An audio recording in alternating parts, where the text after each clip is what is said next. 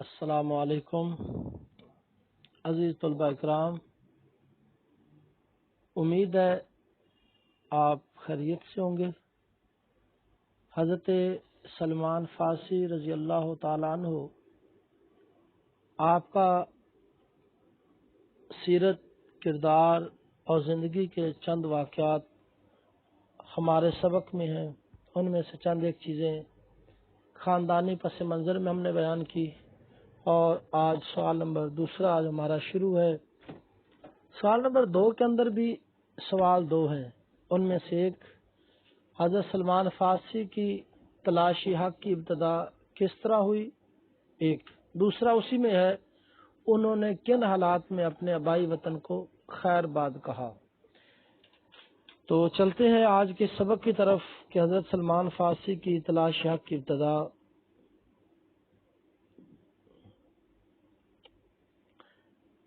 تو حضرت سیدنا سلمان فارسی رضی اللہ تعالیٰ عنہ کے بارے میں جو خاندانی پس منظر تھا، اس کے ساتھ ہی آگے یہی سبق ہمارا شروع ہو رہا ہے۔ پیج نمبر ہے 81، صفحہ نمبر 81 کتاب کا۔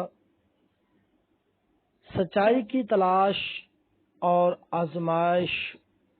ایک مرتبہ ان کے والد کو کسی دوسرے گاؤں میں جانا پڑا اور وہ زمینوں کی دیکھ بھال سلمان فارسی رضی اللہ عنہ کے سپرد کر کے گئے۔ راستے میں عیسائیوں کا ایک گرجا پڑتا تھا جہاں سے ان کی عبادت و دعا کی آوازیں آ رہی تھی۔ سلمان فارسی رضی اللہ عنہ اندر چلے گئے، دن بھر ان کی عبادت دیکھتے اور اس پر غور کرتے رہے۔ اس کا اپنی عبادت سے موازنہ کیا، بخدا یہ طریقہ تو ہمارے دین سے بہتر ہے۔ یعنی حضرت سلمان فارسی عیسائیوں کی عبادت اور دعا اور پھر اپنی یہ مجوسی دین کا جو ان کا تھا اس کی عبادت اور دعا کا طریقہ، یہ دونوں سوچے اور پھر موازنہ کرنے کے بعد یہ فرمایا کہ ہمارا ان کا طریقہ ہمارے دین سے بہتر ہے۔ حضرت سلمان فارسی اپنے گھر رات کو گھر لوٹے تو والد بھی پہنچ گئے۔ انہوں نے پوچھا تو سلمان فارسی نے سارا واقعہ بیان کر دیا۔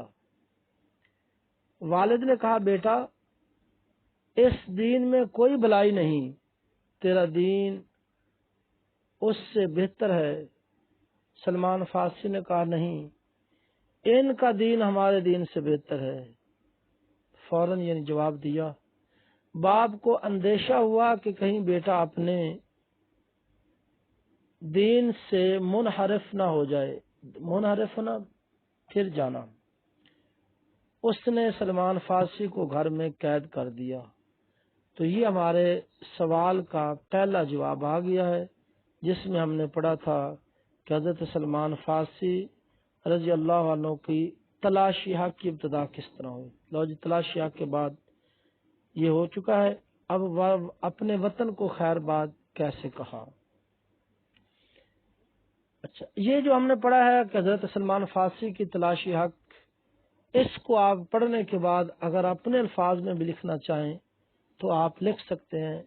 سوال کے بعد اس کے جواب کا کنسپٹ کلیئر ہونا چاہیے۔ جی، اب انہوں نے شام کی طرف سفر کیا تو اس کے بارے میں کیا ہے؟ حضرت سلمان فارسی رضی اللہ عنہ کو عیسائیوں سے معلوم ہو چکا تھا کہ ان کا دینی مرکز ملک شام میں ہے۔ انہوں نے عیسائیوں کو پیغام بھجوایا کہ اگر تمہارے پاس شام جانے والا کوئی قافلہ آئے تو مجھے اطلاع کرا دینا۔ تھوڑے ہی دن بعد شام جانے والا ایک قافلہ آ گیا۔ انہوں نے سلمان فارسی کو خبر دی۔ سلمان فارسی رضی اللہ عنہ چھپتے چھپاتے ان کے ساتھ شام جا پہنچے۔ وہاں جا کر پوچھا، اس دین میں سب سے بڑا آدمی کون ہے؟ جواب ملا، کلیسا یعنی گرجے کا نگران اللہ، جس کو اسقف یا بشپ کا ہوتا ہے۔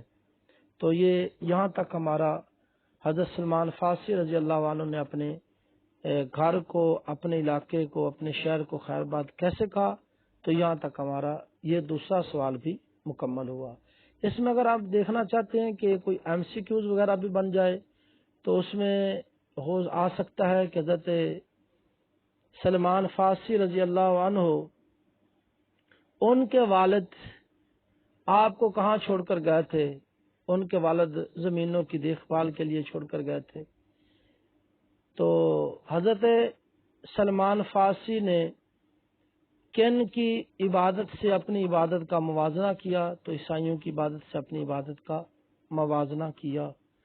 تو سلمان فارسی کے والدین نے کیا کہا؟ سلمان فارسی کے والدین نے کہا کہ بیٹا اس دین میں کوئی بھلائی نہیں۔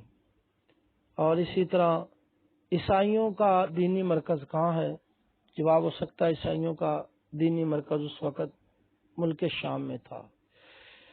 تو حضرت سلمان فارسی ملک شام میں کیسے پہنچے؟